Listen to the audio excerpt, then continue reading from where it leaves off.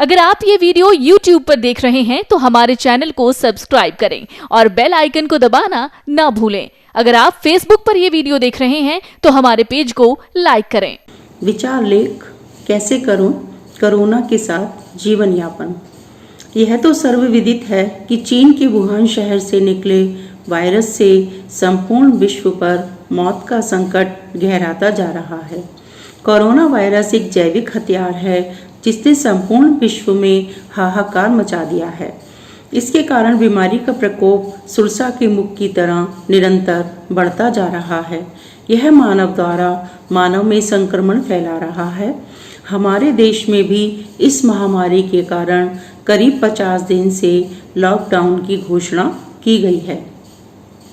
जिस समय हमारे भारत देश में आदरणीय प्रधानमंत्री जी ने लॉकडाउन की घोषणा की थी तब लगभग 500 मरीज कोरोना वायरस से संक्रमित थे, किंतु देखते ही देखते 50 दिन बीतने पर आज संक्रमित व्यक्तियों की संख्या लाखों की पार कर चुकी है।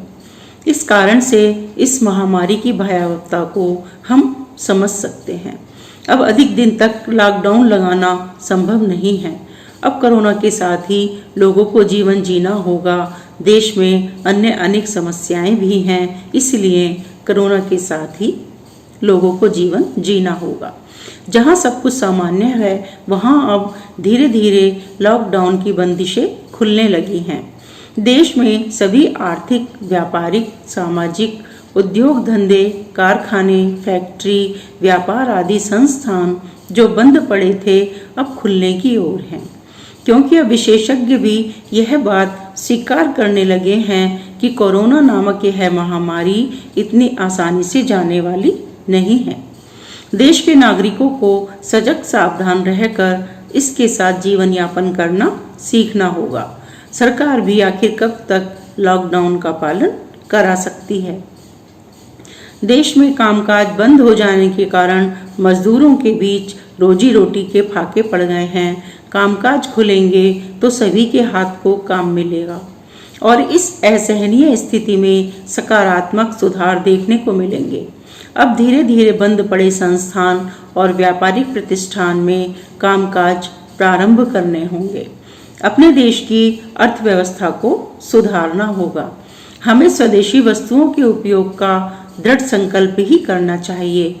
आपसी सहयोग, सद्भाव के द्वारा इस संकट का सामना करना होगा। कोरोना के साथ जीवन यापन करने के लिए जनता को स्वयं सतर्क रहने की आवश्यकता होगी, क्योंकि सावधानी हटी दुर्घटना घटी। इस कोरोना महामारी के साथ जीवन यापन करने का सरल सहज तरीका है कि हम समाज में हमारी सनातन संस्कृति और संस्कारों को पुनः स्थापित करें। अपने अंतर्मन में स्थित सकारात्मक ब्रह्म तत्व के प्रति जागरूक रहें। योग साधना, संयम, प्राणायाम, ध्यान साधना आदि के द्वारा शारीरिक और मानसिक रोग प्रतिरोधक क्षमता को बढ़ाएं। यह समय कठिन एवं चुनौतीपूर्ण अवश्य है, इसके कारण भयभीत होने की आवश्यकता नहीं है। इसका समाधान हमारे जीवन मूल्यों में सुधार और रहन सहन, खान पान के तौर तरीकों में बदलाव के द्वारा किया जा सकता है। जनता जनार्दन को आपस में सोशल डिस्टेंस यानी सामाजिक दूरी का ध्यान रखते हुए 2 मीटर की दूरी बनाकर रखना अति आवश्यक है। हाथ जोड़कर नमस्कार करने की अपनी सनातन संस्कृति को अपनाना चाहिए। कम से कम 20 सेकंड तक खुले नल के नीचे साबुन से हाथ धोने को दैनिक दिनचर्या में शामिल करना चाहिए। फल, सब्जी अथवा बाहर से लाई गई किसी भी वस्तु का स्पर्श करने पर हाथों को धोना और सैनिटाइज करना अति आवश्यक है। बार बार मुंह और नाक को छूने से बचना चाहिए। खांसने या छींकने पर टिश्यू पेपर या कोहनी का प्रयोग करें। बेहतर है कि सब्जी वाले से फल सब्जी को बिना हाथ लगाए बाल्टी में लें। उसमें गुनगुना पानी भरें। 1 चम्मच बेकिंग सोडा डालकर धोकर सब्जी बाहर निकालें। पानी निचोड़ने पर फ्रिज में स्टोर करके रख सकते हैं। बाहर जाते समय मुंह नाक पर मास्क लगाना दिनचर्या में शामिल करना चाहिए। आंखों की सुरक्षा के लिए चश्मे का उपयोग भी अति उत्तम है। सिर पर कॉटन कैप लगाएं। बाहर से आकर जूते घर के बाहर ही निकाल देने चाहिए। स्नान करने के उपरांत ही घर की किसी वस्तु को हाथ लगाना चाहिए। आते ही कपड़ों को डिटॉल के पानी में अथवा सर्फ साबुन से धोकर सुखाना चाहिए। मांसाहारी, बासी अथवा बाहर के बने खाने के स्थान पर घर के बने ताजे भोजन को प्राथमिकता देनी चाहिए। जंक फूड और बर्गर, पिज्जा, नूडल्स के स्थान पर शाकाहारी भोजन, दाल रोटी खाना अति उत्तम है।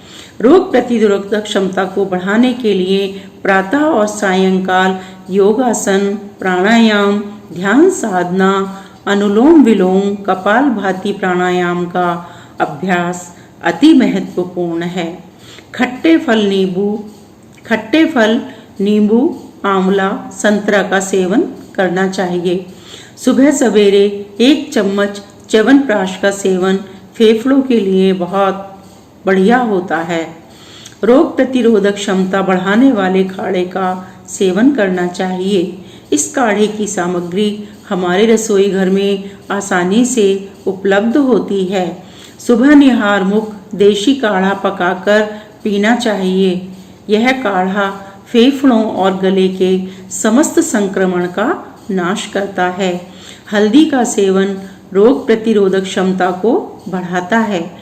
1 गिलास गर्म पानी में 1/4 चम्मच हल्दी, 2-3 लौंग, 2 मुनक्का, 2 चुटकी पिसी काली मिर्च, 1 छोटा टुकड़ा दालचीनी, जरा सा अदरक का टुकड़ा। इस सामग्री को पानी में पकाकर आधा गिलास रहने पर छान लें और गुनगुना घूंट-घूंट पानी पीने से गले की खराश, खांसी, जुखाम जैसे दुष्प्रभावों का नाश हो जाता है। सुबह शाम गुनगुने पानी में सेंधा नमक डालकर गरारे करने चाहिए। फिलहाल करीब 1 साल तक मॉल, सिनेमा और व्यर्थ बाजार आदि में घूमने फिरने से परहेज करना चाहिए। जब तक इस संक्रमण का टीका नहीं खोज लिया जाता है, तब तक सावधानी और सजगता पूर्वक हम इस महामारी से लड़ने में अवश्य ही कामयाब होंगे। हम सब भारतीय विश्व गुरु राष्ट्र की संतान हैं, इसलिए यह कोरोना अवश्य ही भागेगा और भारत फिर से मुस्कुराएगा। अंत में मैं यही कहूँगी कि कभी भी चिकित्सक की सलाह के बिना कोई भी दवा गोली नहीं खानी चाहिए। रोग बीमारी को छिपाना नहीं चाहिए। तबीयत खराब होने पर चिकित्सकीय परामर्श अवश्य लेना चाहिए। धन्यवाद। अगर आप ये वीडियो YouTube पर देख रहे हैं तो हमारे चैनल को सब्सक्राइब करें और बेल आइकन को दबाना ना भूलें। अगर आप Facebook पर ये वीडियो देख रहे हैं तो हमारे पेज को लाइक करें।